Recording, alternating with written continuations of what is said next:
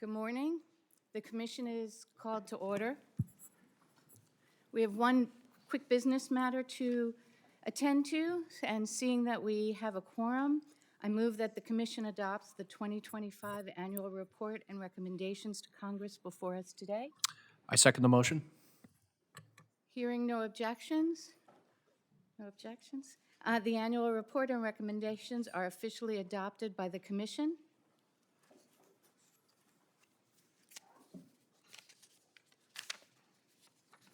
Okay, so now let's get down to business.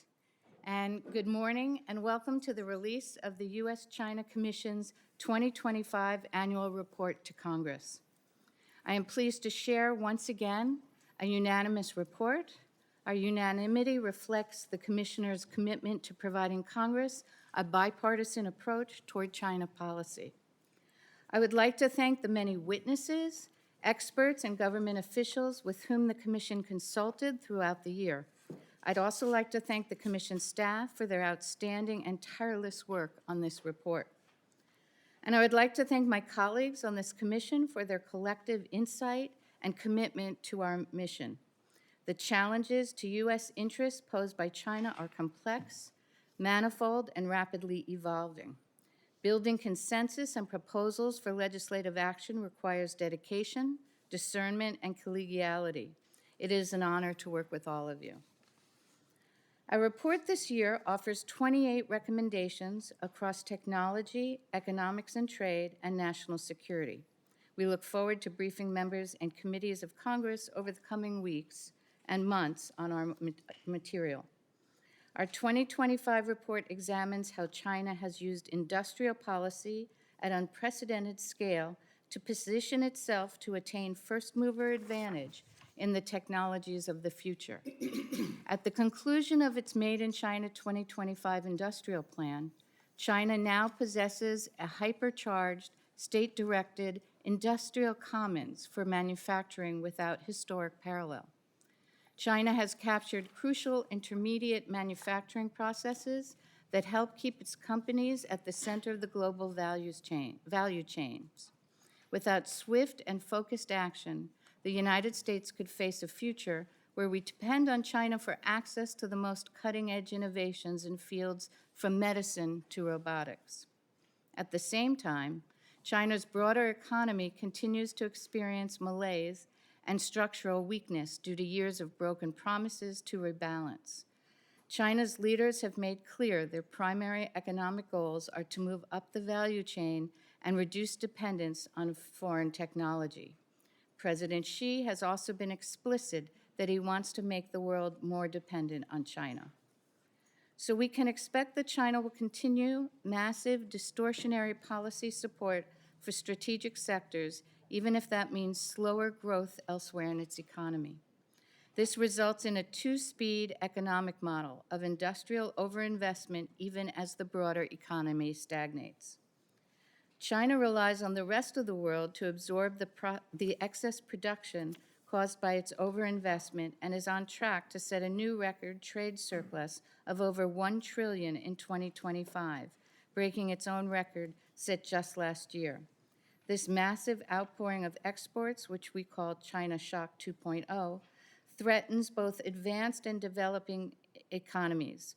A flood of subsidized Chinese electric vehicles is undermining export markets for automakers in Germany, Japan, and South Korea. At the same time, China is directing a deluge of low-cost manufactured goods to developing countries, causing factory closures and layoffs. We heard a lot about this problem during our trips this past year to Southeast Asia. In 2025, China leveraged U.S. supply chain vulnerabilities to chilling effect.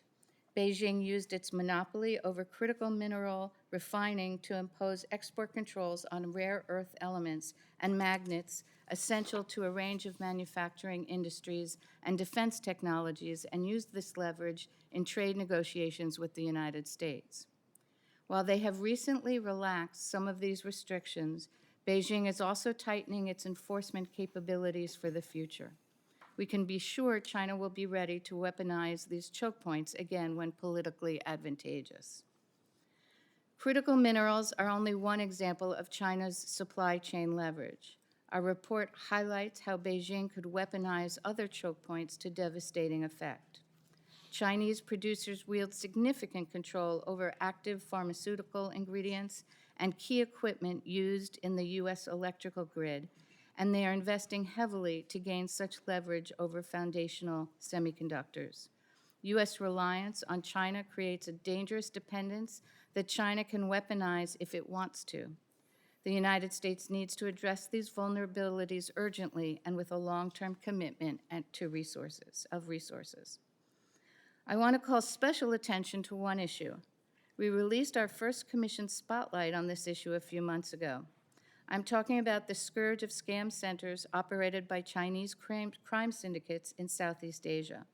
Scam centers are both a pocketbook and national security issue. They are defrauding Americans out of billions of dollars annually. Beijing is also exploiting the crisis to embed its domestic security forces in some Southeast Asian countries. While China has helped crack down on scammers targeting Chinese citizens, this has just incentivized the criminal networks to target the United States. Some of the criminal organizations behind scam centers even have ties to Chinese officials.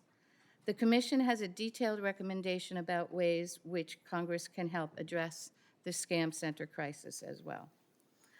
I will now turn to Vice Chair Schriver. Thank you, Chair Price, and I know I can speak on behalf of my fellow commissioners in expressing appreciation for your leadership over this year's annual report cycle, and very much appreciate your dedicated leadership in helping produce this report.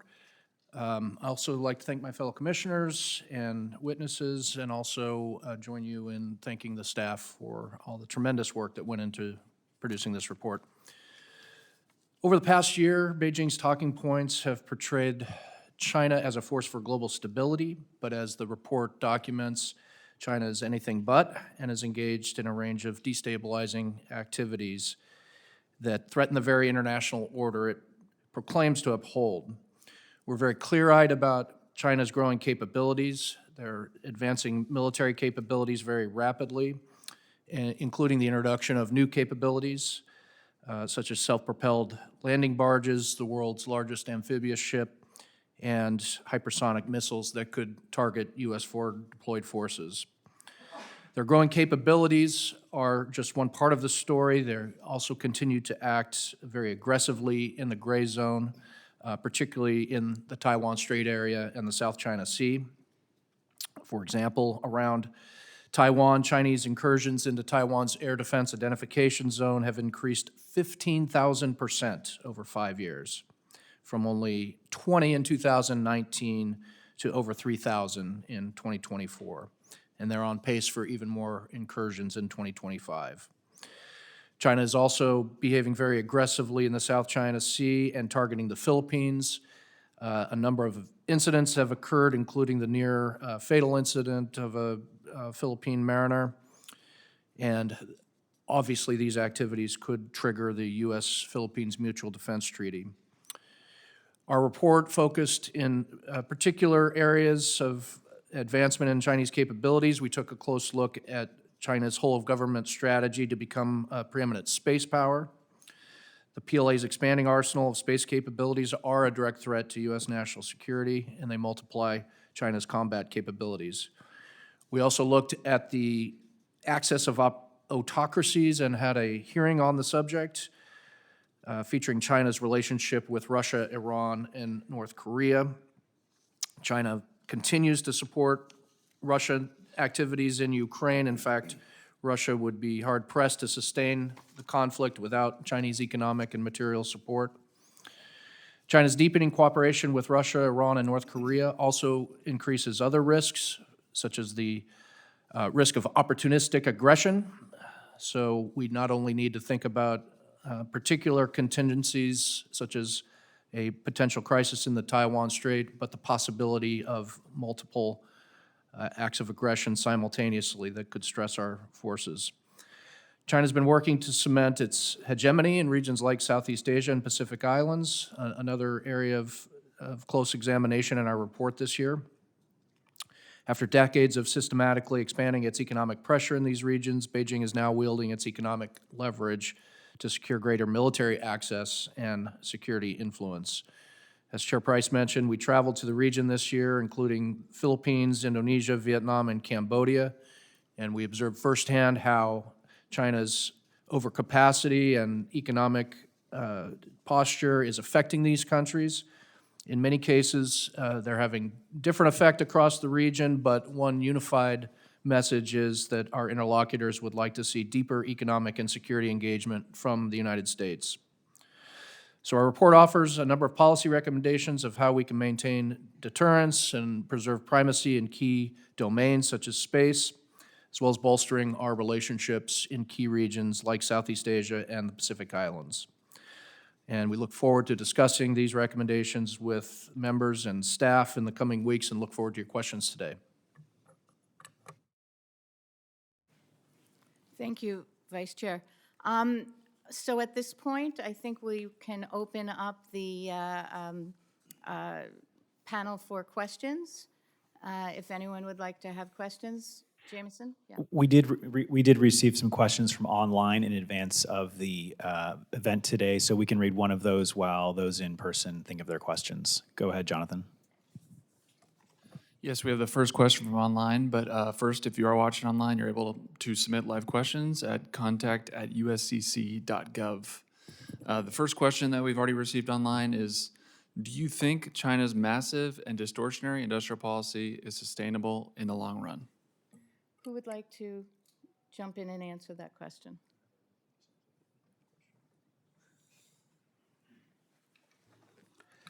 It depends on whether we do anything about it. One of the major problems is that it has been years that China has doubled down on its model, and then it's doubled down again, and it's doubled down again.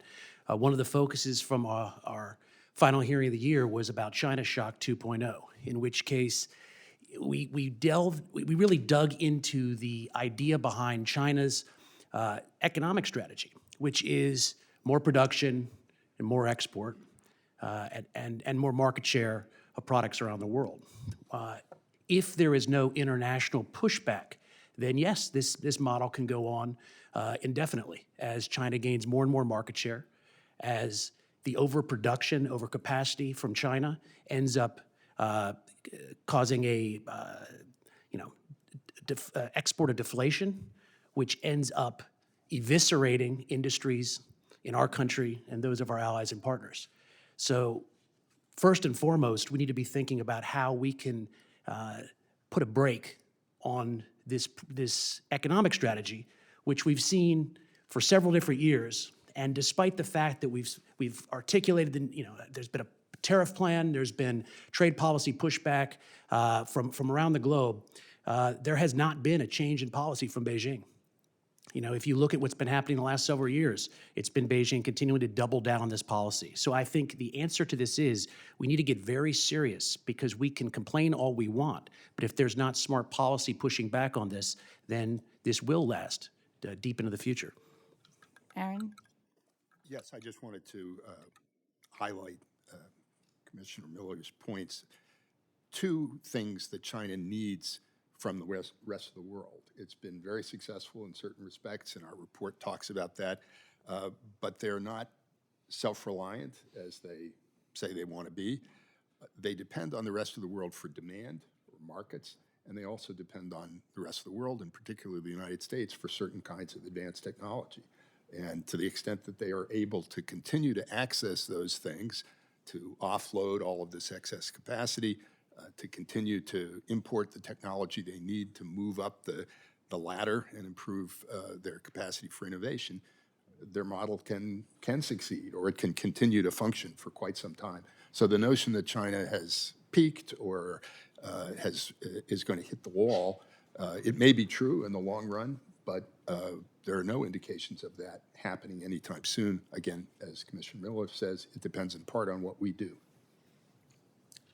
I would, first of all, agree with what Commissioner Miller and Commissioner Friedberg had said. The other thing I would say, this is just an observation, is China has little regard for the amount of debt that it is racking up, and it is determined to lead, as it calls it, the next industrial revolution.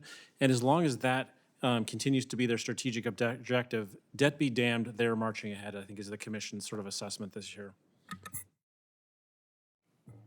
Yeah, and just to echo that point, I think the PRC is willing to endure a lot of pain to their own domestic markets and domestic employment numbers in order to gain these advantages in the international competitive space.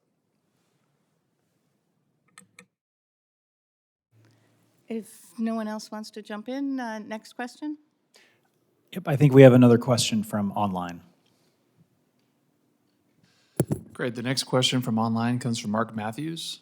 Could you address China's rise to a top spot internationally in scientific research, as measured by the Nature Index and the Information Technology and Innovation Foundation?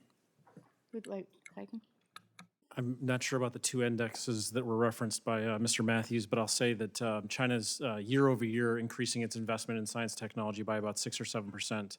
I think that is a staggering amount. And as we continue to see these investments, we should continue to expect to see innovation. And we're seeing that every day in the biotech space. We're seeing it every day in the quantum space, two areas where the Commission spoke to at some length. And so I'm sure those indexes, if I was familiar with them, would sort of say like this is all about trend lines. And the trend line that we're seeing in China is exponential in a lot of spaces.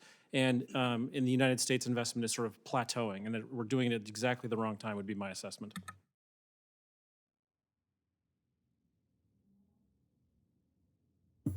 There are various measures that people use to assess China's capacities in scientific development, research and development, and innovation, but almost all of them point in the same direction. They differ in part about the degree. There's another that's worth looking at put out by the Australian Strategic Policy Institute, which identifies a number of high-tech sectors and assesses who is in the lead as measured by research output.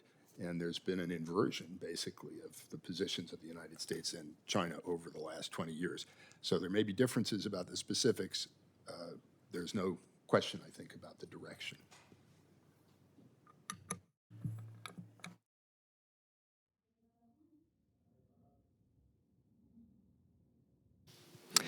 Hey, thank you so much for being here, Commissioners. Harrison Waters, World News Group. Could you talk a little bit more about China's promises to come in with aid and trade, where the U.S. has pulled out or imposed tariffs as cut aid, especially Africa, Southeast Asia? Is China following through on some of those promises they made earlier in the year, or are they continuing to kind of hold out empty words on those fronts? Who wants to jump in? I can Okay, jump go in. ahead. Thanks for that question. I think we focused on Southeast Asia and Pacific Islands this year. And what we found is that China is certainly exploiting the fact that the United States has dismantled its foreign assistance and its media programs in the region. To the extent that China is backfilling that, we haven't seen that as much, but certainly on the media side, China has a very robust media program, and one of our major recommendations is that the Congress should restore Radio Free Asia as soon as possible to get information into China, but also get information about what China is doing in China and throughout the world.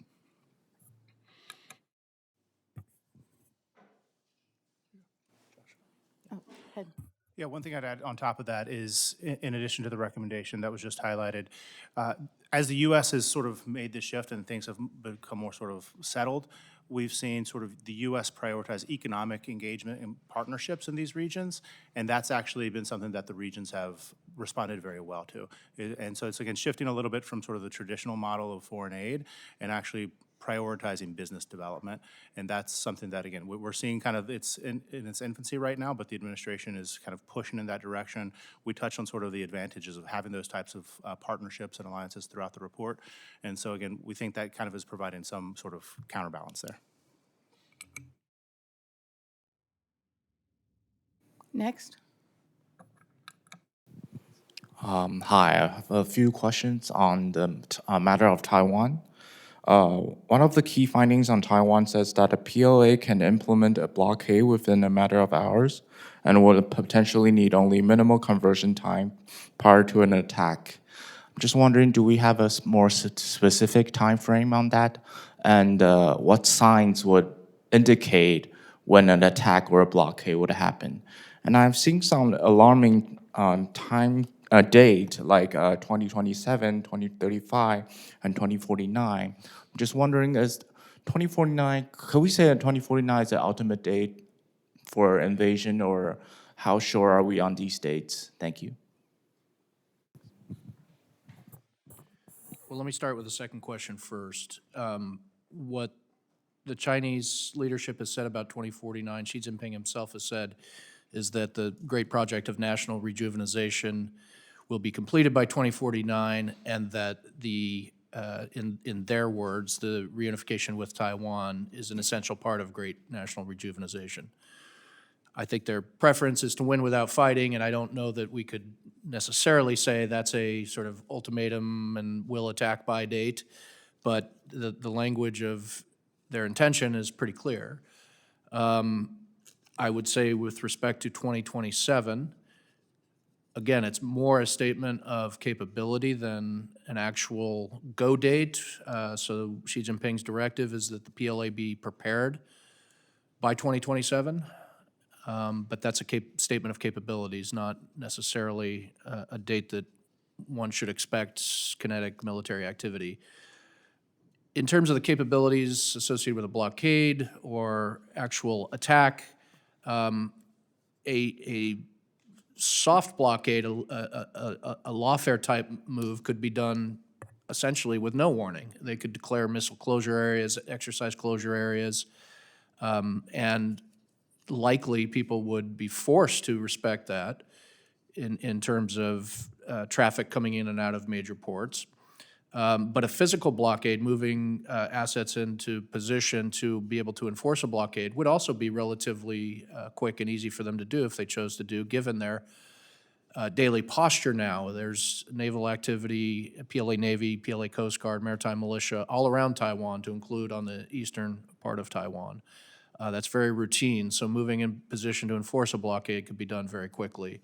The point of, the question about an attack and warning time, we're losing warning time. And Admiral Paparo has said that Chinese activities look not so much like exercising as it does rehearsal. And I think what he means by that is these aren't just moves to exert pressure and have presence to make a point. They're actually rehearsing certain aspects of a amphibious invasion, communication links, logistic support, et cetera. So that all decreases warning time significantly if they choose to take the step of going from coercion to actual attack. I would put a little sharper edge on it than Commissioner Schriver would, which is that China has basically spent the better part of the last decade boiling the frog of the status quo in the Straits. And we're seeing that every day. And what Commissioner Schriver just sort of walked you through, which is the exercises to rehearsal posture, has dramatically changed things on the ground. Just one other factor to mention, which the Chinese clearly take very seriously, is the question of the credibility of the American commitment to assist Taiwan in the event of aggression. And China has played on questions of American commitment for some time, and they've done more of that recently and tried to cultivate doubt. It's part of this effort to win without fighting, to undermine the resolve of people on Taiwan to resist. Hi, just want to know, we know the latest development of the Chinese government and the Japanese Prime Minister. We know it's not included in the report, but I just wondering if any of you can comment on the best strategy that Japanese government or the U.S. government can do with regard to this matter and how it might affect the, the cross-strait relations in Taiwan Strait. Thank you.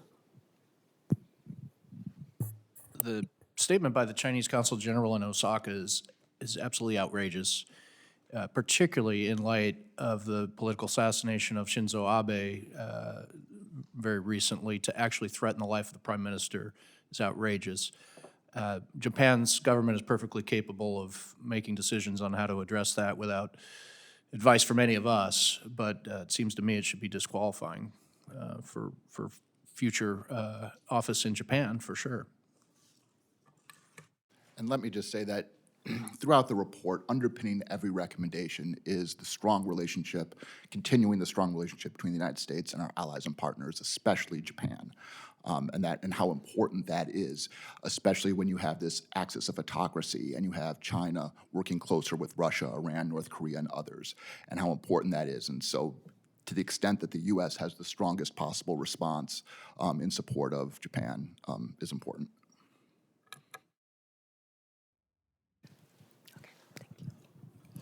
Thank you. So based on the discussion, I wonder how the Commission assess the possibility and implication of including Taiwan in the RIMPAC exercise.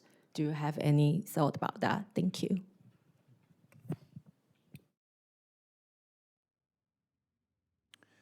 Well, the report does not address it specifically. I think we've seen the U.S. engage in more training activities with Taiwan, both in country and also having Taiwanese units train in the United States.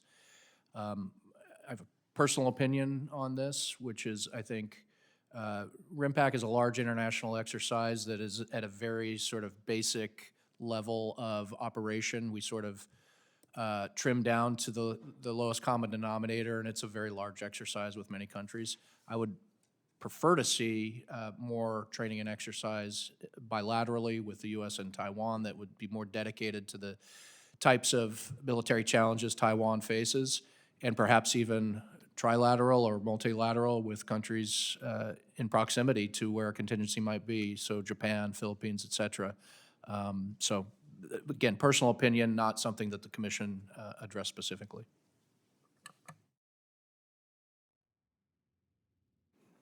Next. If there's no questions from the audience for the time being, I can come in with another online question. Most people in Pacific Island countries do not want to be forced to choose sides in U.S.-China competition and do not want to be treated as pawns in that competition. Is there a risk that by framing our relationship with the Pacific Islands through the lens of U.S.-China competition, we might end up alienating the very people we want to win over? Sure, I can try to answer that. Well, I mean, what you've seen is that over the last 2 decades, China has increased its influence and its economic influence in the Pacific Island countries. As far as the U.S. strategy, I think our recommendations that we've put forward in this report, expanding our assistance to expanding our support for the Coast Guard and our relationships, and maybe even compacts of foreign assistance with with free association with countries in the Pacific Islands is absolutely important. We don't have to make this question between the U.S. and China. It's just the U.S. should try to expand its influence in the Pacific Islands for our own national security relative to China or any other challenge we have. What I'd add on top of that is this is a question of values, behavior, and stated policy goals. What we're pushing forward today and the discussions we've had over the past year emphasize prioritizing long-term benefits for the region and for the United States. This isn't us asking them to choose, it's asking us to look at the actual behavior of the CCP, the long-term values and policy goals, and deciding what they want to be a part of.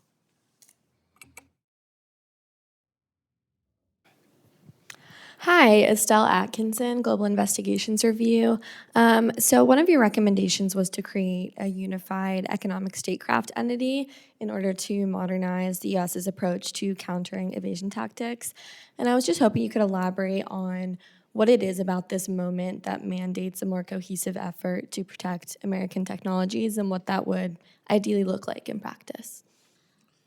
I'll start off, and I'm sure some other commissioners will want to chime in. I think the conclusion that we came to over the course of this year and probably a little bit last year is that we essentially have a number of organizations across the executive branch that have critical roles in the sanctions ecosystem and in the export control ecosystem. And honestly, in the larger sort of financial ecosystem as it relates to sort of outbound investment and a variety of other areas. And what often happens in this ecosystem is that you essentially have the equivalent of feudal states arguing over what they believe to be the most important or the most critical thing to do. And there's not a natural way to bring these sort of issues to a head inside of the interagency. And so the Commission's recommendation is consolidating these entities, basically to take these factions and put them in one place so you can have a forcing function to drive decisions in a process that is becoming more and more important as we think about what the next 10, 15, and 20 years look like, and how we can align the executive branch in a way that makes more sense in terms of implementing economic statecraft in a truly dynamic environment that is really going to be sort of vital to this conflict with China.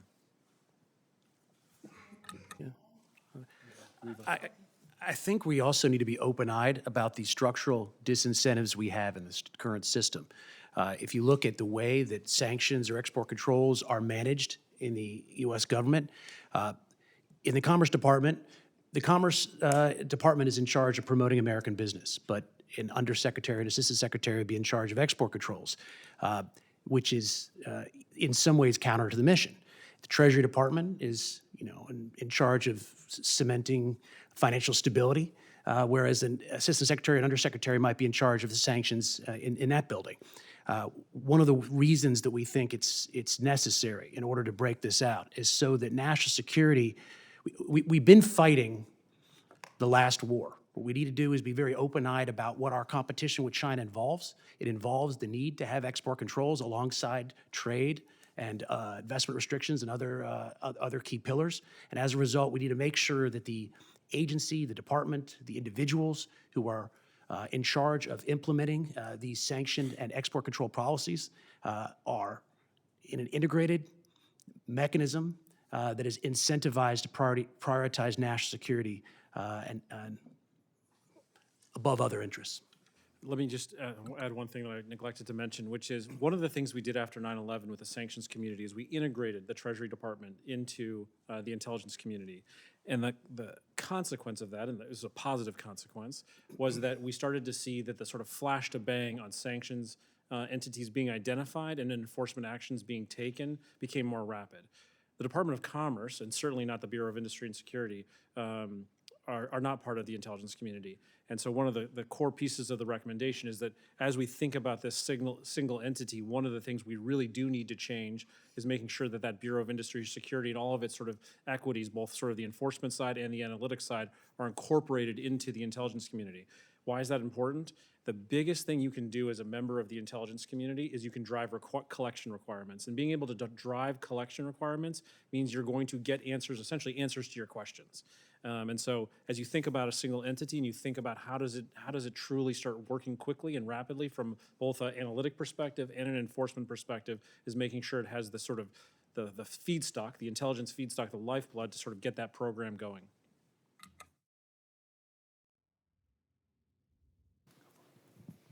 Hi, Rhea Jain, National Security Commission on Emerging Biotechnology. It seems that a lot of the report touches on a number of emerging technologies, from AI to biotech to quantum computing. But today, China pumps out even more STEM PhD graduates than the United States does. How do we compete with China's larger population size and investment over the past 20 years to continue to lead the world in these technologies? Is it inevitable that they lead, or do we have an alternative strategy to combat that? Thank you.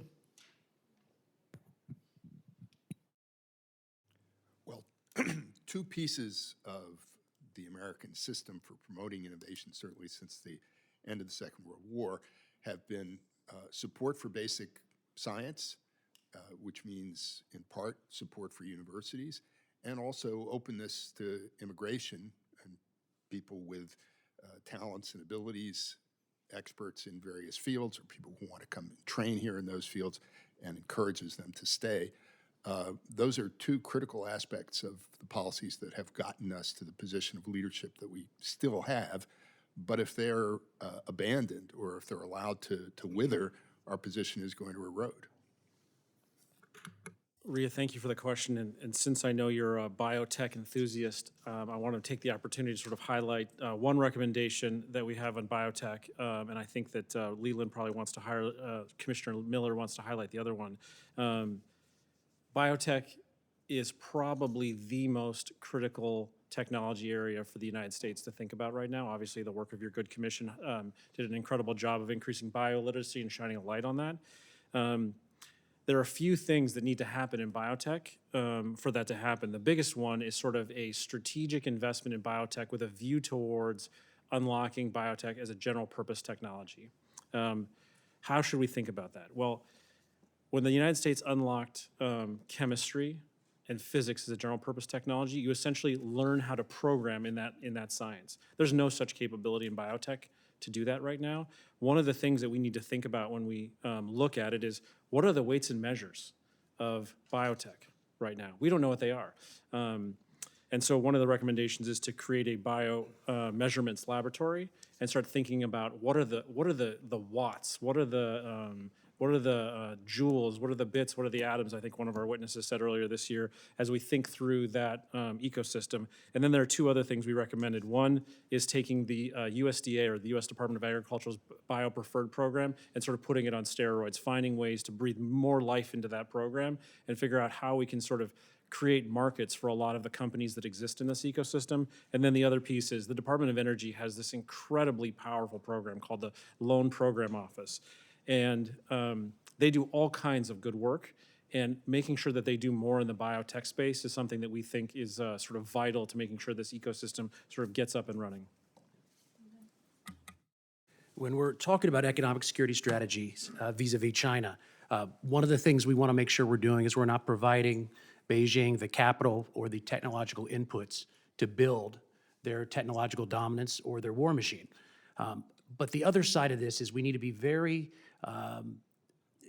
we need to be very careful that we understand our own vulnerabilities, particularly in terms of leverage that Beijing may have over the U.S. economy and the economies, the supply chains of our economy and our allies. One of the things that we did is a deep dive into pharmaceuticals as a potential choke point for the U.S. economy. We did months and months and months of research on compiling all the data, and when we were done, we realized we barely had enough data to do anything more than make ranges on the level of vulnerability that we had in these supply chains. There is some direct vulnerability in terms of what the pharmaceuticals that Beijing sends directly to the United States, but behind the scenes, the issue is much more murky and much more worrisome, because the active pharmaceutical ingredients that go into these drugs are created in large part in China, and we don't have good data on that. And when you look at the key starting materials that go into those active pharmaceutical ingredients, we have even less data on that. So a lot of the time when we talk about getting drugs or medications, other things from India, for instance, a lot of the original inputs to that medication, to those pharmaceuticals came from China originally. How much? We don't know. So one of the most important things we can possibly do as we try to formulate a policy that is trying to create more supply chain resilience around key sectors like pharmaceuticals, like biotechnology, is to get the data that we need. And what we don't have right now are the data we need to understand the extent of the vulnerability we have to Chinese supply chains and to Beijing's leverage points over these supply chains. I would also just sort of highlight the work we did on foundational chips. This is another area where we had a hearing, Supply Shock 2.0. When Leland talks about the data, it goes well beyond biotech. It extends into things like legacy chips. And these are things that literally look around this room, anything with a switch on it has a legacy chip on it. Look at your iPhone, that has an advanced chip on it. These legacy chips are in your toaster oven at home, they're in your blender at home, they're in the light switches. And so as we think about supply chains, we do have to think about where are all the vulnerabilities that we have, and what is the data that we do have, and what is the data we don't have, and how do we think about this in a thoughtful way?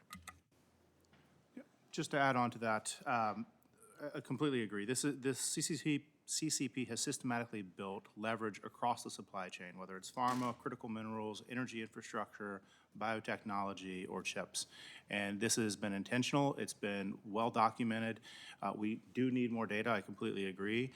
But there's also an aspect of this that I think gets sort of glossed over, and that it goes directly back to your question, and that is, can the U.S. compete? absolutely, the United States is built to compete, we're built to innovate, and we can out-innovate, but we have to start prioritizing it and doing it at scale.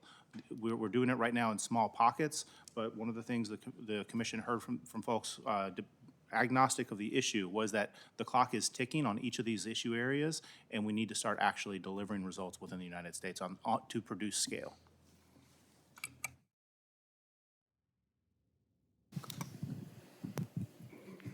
Hi, thank you.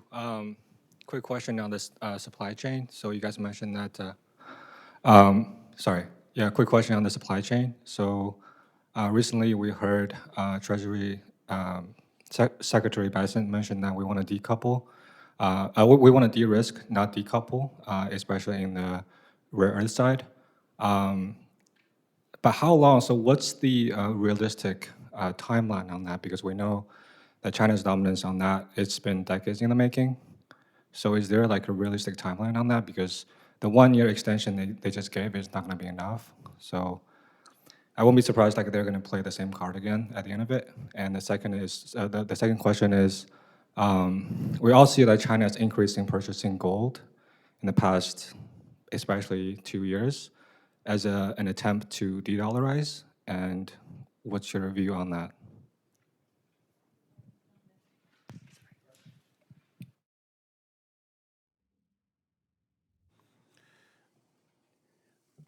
The rare earth export controls that were extended to extraterritorial authority by the Chinese a number of weeks ago should not have been a surprise to any of us. This is something that the leadership has been talking about and working on for a long time. It's not something now that Beijing has announced it and put into play that they will ever trade away. They will push pause on it. They will turn the volume up or down, but they will not ever trade it away. Over time, they'll get better at enforcing it, and they will extend it in all likelihood to other sectors that we're focusing on, whether it's pharmaceuticals, whether it's foundational semiconductors, whether it's printed circuit boards, other issues that we should be worried about. So I think the most important thing here is to realize that this is a part of the conversation now. And this is enormous leverage that Beijing is simply not going to trade away. The message should be loud and clear in the United States and to allies and partners that we need to do something about it immediately and quickly. The timeline on this, I don't think anybody knows. I would assume more than 2 years, hopefully less than 10 years. But it's not just about sourcing critical minerals, for instance. It's about the processing that goes along with it. The Trump administration has leapt into action on this. There have been a number of different deals, both domestically and with our allies in Australia, developments in Malaysia. Obviously, Mountain Pass was a major development domestically in which the United States government not only took what was essentially an equity stake, but also put a price floor to say, this is not an economic issue anymore. This is a national security issue, and we are going to get where we need to go, regardless of what the economics are and regardless of what price pressures Beijing wants to put on this industry. I think that's the right way to go. The question is always, are we doing it fast enough? And hopefully the answer is going to be yes.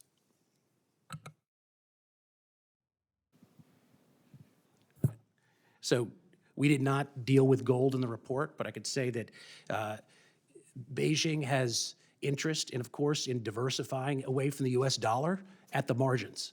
The reality is that Beijing cannot diversify away from the US dollar outside the margins. So there'll be more buying of gold, there'll be buying more of perhaps other government debt, et cetera. But the reality of the relationship is that the Chinese government is going to be backstopping its own economy with the US dollar in the short term, in the medium term, and likely the longer term. And the gold is sort of a sideshow to all this.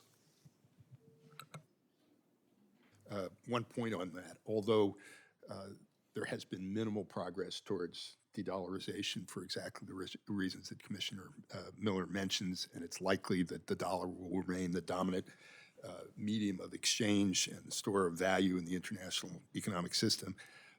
But there's another issue where China has made some significant progress, and that's development of alternative payment systems that enable China to continue to do business with partners outside the dollar system, which they've built up as a way of limiting their exposure to sanctions, to financial sanctions. And they are now doing a significant portion of their trade through those payment systems and avoiding the dollar system. So it's not getting away from the dollar, but it is limiting their vulnerability to sanctions. And there are a number of countries like Russia that welcome the opportunity to conduct their business in that way for the same reason. Commissioner Friedberg brings up a very good point. There's actually a paper that we just put out on sanctions evasion, export control evasion that I'd recommend everyone just take a look at. It highlights a lot of the things that Commissioner Friedberg just highlighted. The thing I would go to on your question is that this actually reinforces, Commissioner Miller's comments reinforce sort of the first recommendation of the commission this year, which is this economic statecraft model. There are so many elements of the government that play a vital role in this. They have the authorities they need, but they're sort of in a fragmented state across the U.S. government.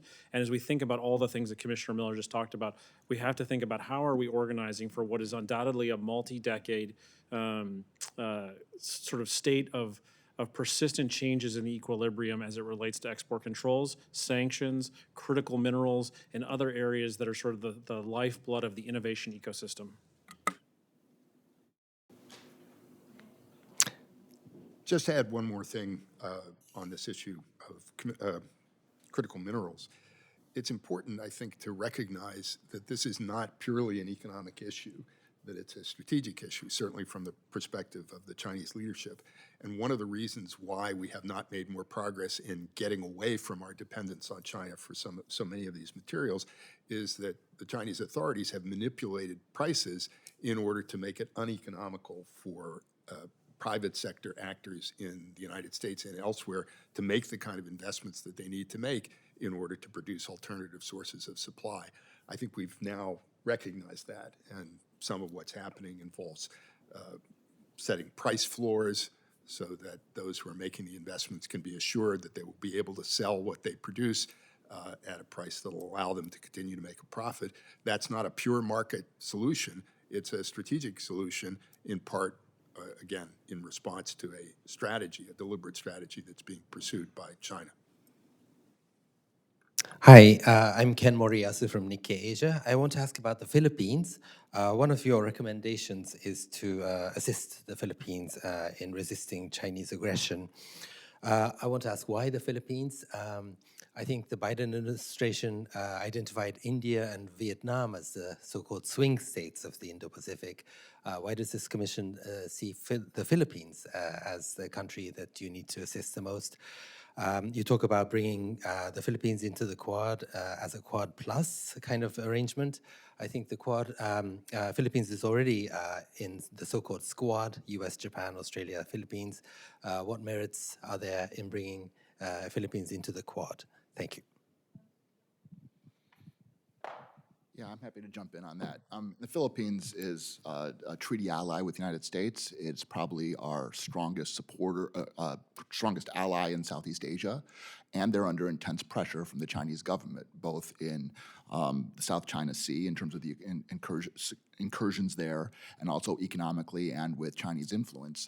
You know, we have a long history, a beautiful history with the Philippines, and they are under pressure and pulling our support and has been a problem, and we need to send a very clear signal to the Philippines, to the people, and to the government that the U.S. supports them, and then back that up with our actions. I would just add that the Philippines offers pretty crucial strategic real estate, whether you're thinking about a competition for influence in the South China Sea or a potential contingency in and around Taiwan. And so support for the Philippines on the issue where its sovereignty is most critically imperiled is part of a larger package of trying to shore up America's position across the larger region.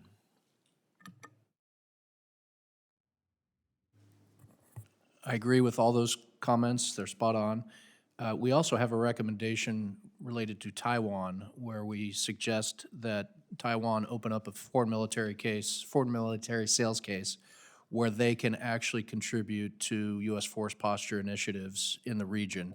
So in other words, Taiwan could help pay for the development of ectosites in northern Luzon because they are directly related to deterrence and the U.S. ability to defend Taiwan if the political decision was made to do so. So the Philippines is absolutely great ally, supportive, key strategic real estate, but also of interest to other friends and partners of the United States.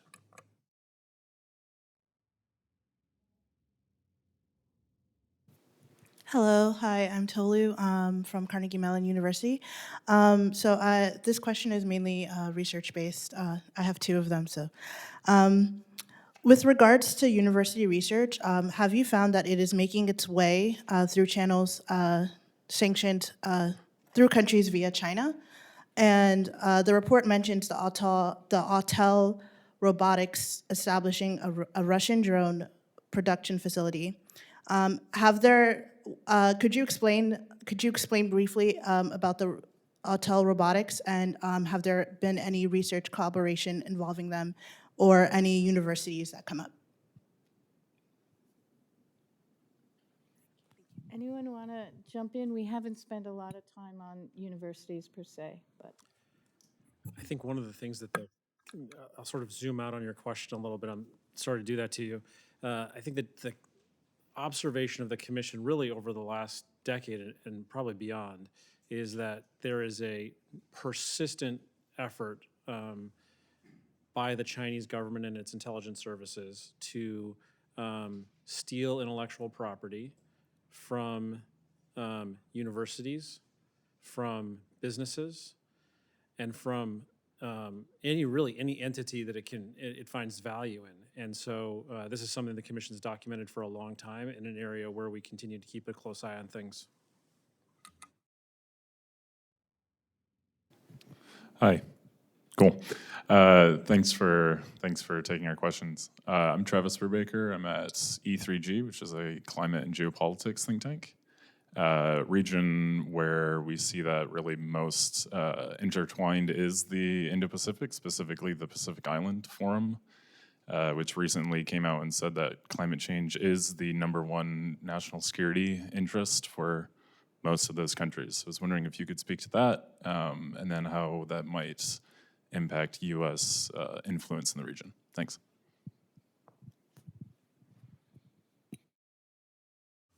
I think the Chinese sprint to electrification and the ecosystem that comes up around that, the industrial capacity to build, everything from batteries to solar cells and beyond, is something that we focused on in our energy hearing this year. I think Commissioner Goodwin, and I don't remember who his Republican colleague was on that commission, that particular hearing, but sort of highlighted a lot of the issues that you just walked through.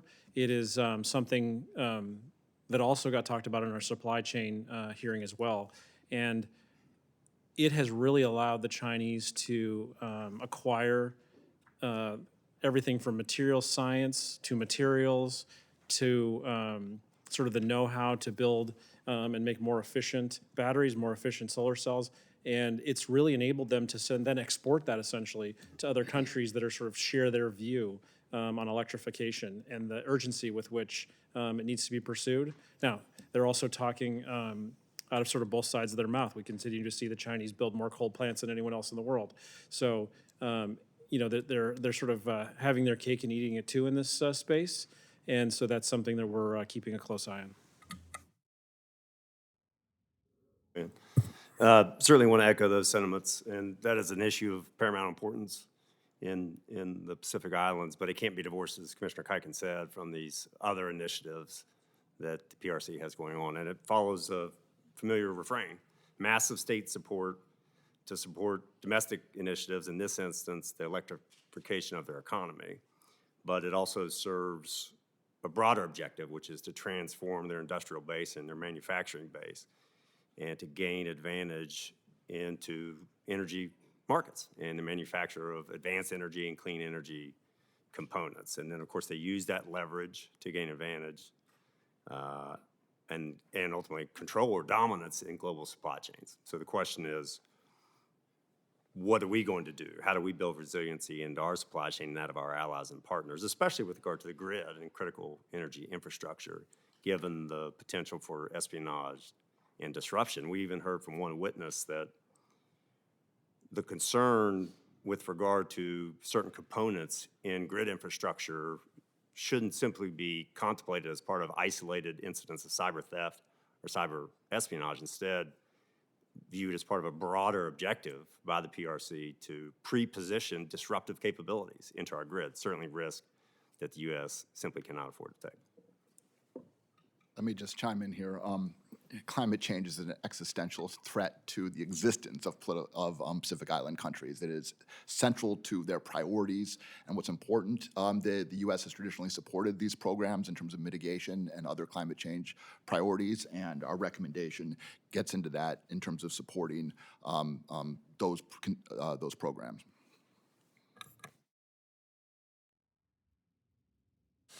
Another somewhat related question online. The Commission's energy recommendations are focused on cybersecurity. In a sector as broad as energy, why did the Commission focus on cybersecurity?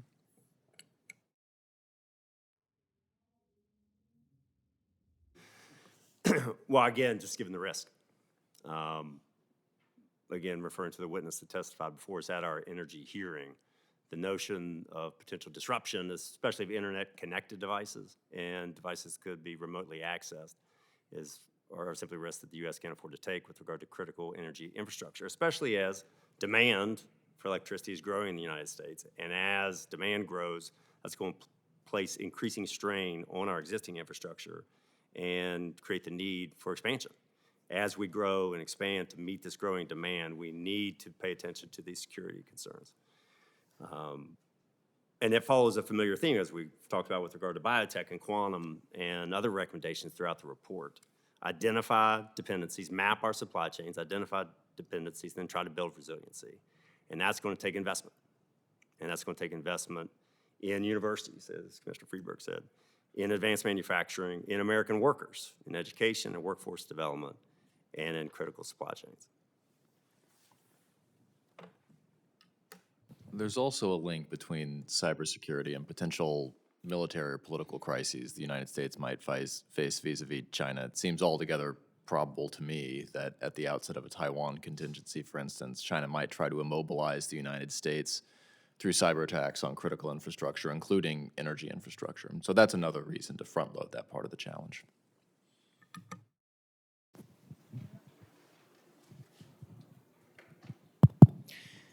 Hi, Michele Mancuso, Washington International Trade Association. I had a question regarding Chinese security and military involvement in Southeast Asia, specifically their inside-out approach into embedding themselves into the internal security apparatuses of mainland Southeast Asian countries.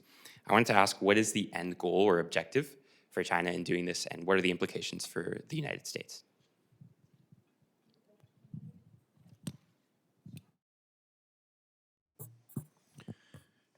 Well, the Chinese have increasingly used the PLA as another arm of their diplomacy and attempts to create influence and leverage. I should have said that in reverse, to create leverage which turns into influence. And so the police training is but one part of the activities in the region. They have military training. They invite military officers to study in some of the Chinese military education programs. They have ship visits. They have other types of engagement. And they seek influence to have political impact so that these countries will lean more towards Beijing's preferences across a range of issues, to include security issues. They are also working on greater access to differing levels of success. I think in Cambodia, they were very close and perhaps are at the point where they're able to have access to a naval base that is exclusive and readily available, even though the Constitution of Cambodia would forbid a foreign base on their territory. So I think they understand that this is a competitive space and that the PLA needs, the access and the relationships to better their position there. I think there are second and third order effects of this as well. Obviously, they have an authoritarian system inside China where the security apparatus is empowered, equipped, trained to be a very oppressive force and to underscore the authoritarian regime's leadership and contribute to the stability of that leadership position. Obviously, how they train security forces in some of these countries are to underscore the same principles, give them the same capabilities. So across Southeast Asia, some of the countries are less than democratic, and unfortunately, I think China's contributions to their internal security forces will be a destabilizing impact for anyone who would like to see greater democracy, freedom, human rights in these countries. I think we also found, I believe in the case of scam centers in particular, that there's a sort of ironic loop that some of the problems that countries in Southeast Asia are experiencing that might require additional support with intelligence, police, and so on, are in fact caused or originate in China. So there are Chinese organized crime families that are involved in setting up the scam centers, involved in drug trafficking, and so on in a number of countries in Southeast Asia. And the presence of those gangs and their activities has then been one of the reasons why the Chinese government is able to go to the local authorities and say, wouldn't you like some help? We'll train your police, or we'll provide you with security equipment and so on. So China is sometimes the origin of the problem as well as purporting to be the source of the solution.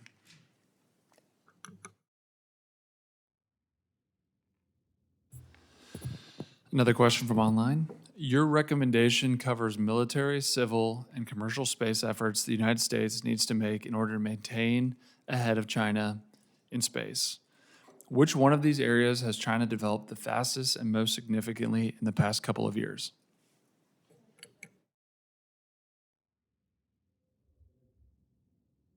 Sorry. We had a hearing on space this year. Commissioner Sims, who is unfortunately not here today, was my co-chair. This is an area where I used this analogy yesterday, which is the United States has an incredible space program, whether it's the civilian program, the military program, or the intelligence program. All of this has been something we built essentially over the last 70, 80 years since the Sputnik moment, the original Sputnik moment. And so the U.S. space program is sort of humming along, sort of 60, 70 miles down a highway. The Chinese just got started, probably 5, 10, 15 years ago. Their car is racing down the road at 115 miles an hour. So they may have started behind us, but they're coming up fast. We heard from General Saltzman. I think he used the word mind-boggling when describing the Chinese military space program. And that's launch, that's manufacturing, that's deployment of satellites into space. And it's the entire infrastructure sort of layer that allows for launch, allows for all of the development in this area. And so it's something where the commission had done some work in 2019, and this is really continuing that work.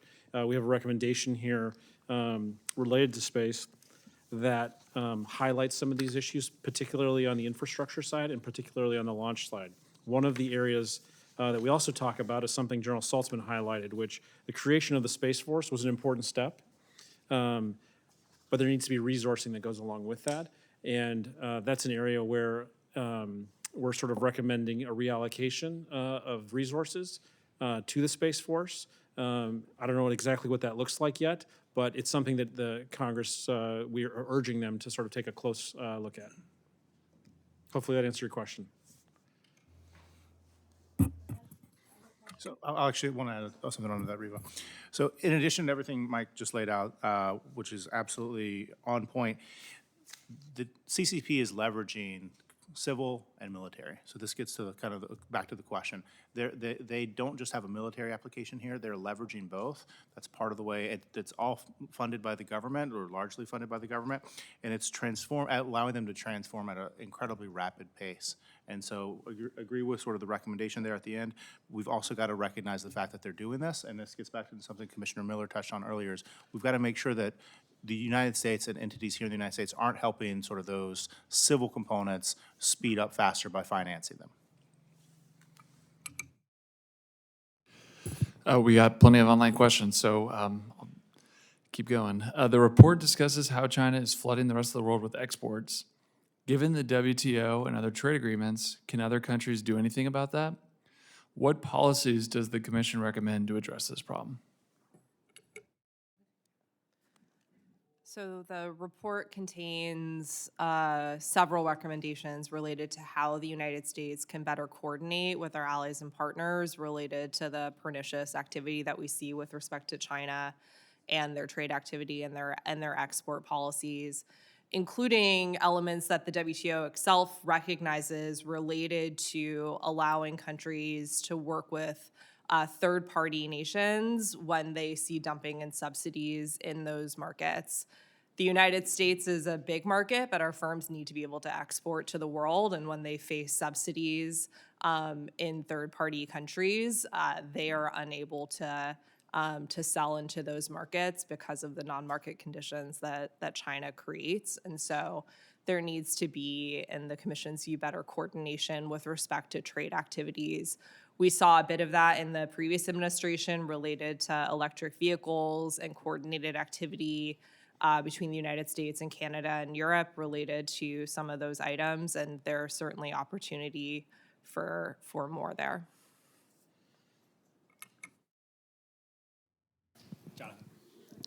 If I could just add on that, this is an area where cooperation between the United States and other countries is really critical if there's going to be anything resembling an effective way of responding to China's enormous outpouring of manufactured goods. So there's a link between the China Shock 2.0 and the requirement for cooperation in imposing some uniform barriers on Chinese exports, which are subsidized and therefore underpriced. If only the United States raises protective barriers, those goods are going to flow into the markets of other countries and do damage to them, including to our friends and allies. So cooperation is really essential to deal with this problem. Hi, I have one more question, and I will introduce myself. My name is Mark. I'm from United Daily News, based in Taiwan.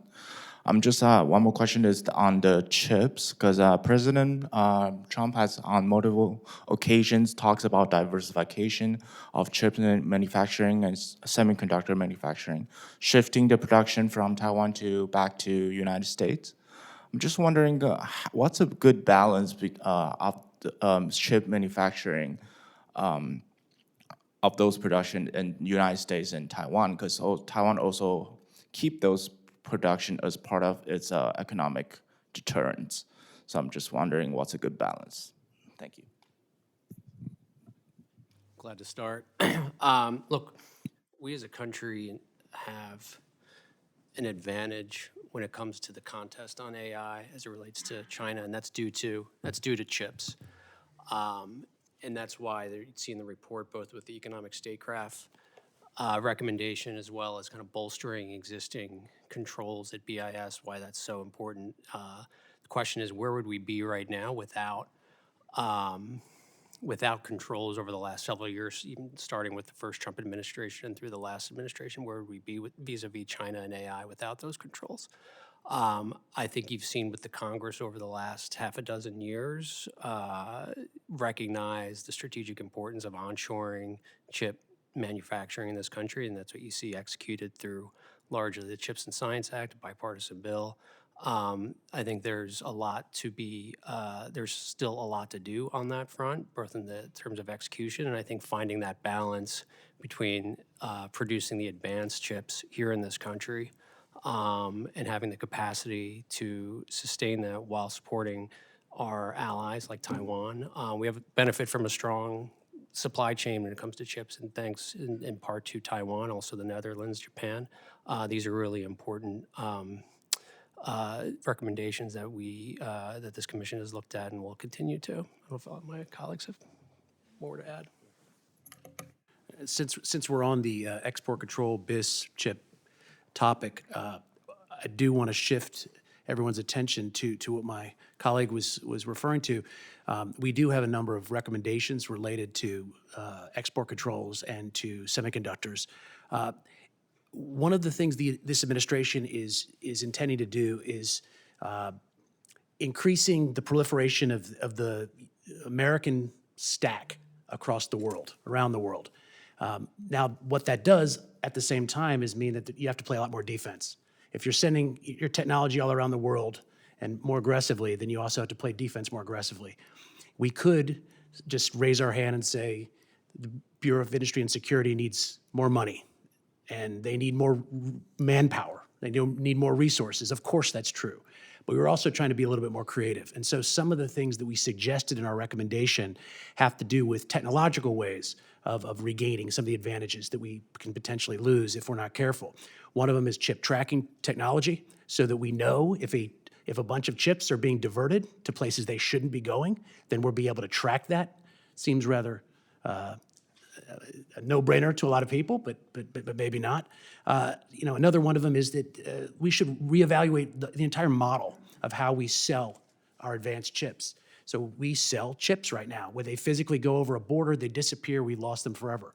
One of the things that we have asked Congress to consider is pushing to change the model from a sell model to a rental model, which would mean that it would be accessible, advanced chips would be accessible via the cloud, but they could be turned on and off if we thought that they shouldn't be going in a certain direction. There'd be know your customer regulations that would be at play, but essentially what we are suggesting doing is reclaiming lost leverage. So instead of losing the leverage of selling a chip and letting it go into the ether, we don't know where it is, we don't know what it's doing.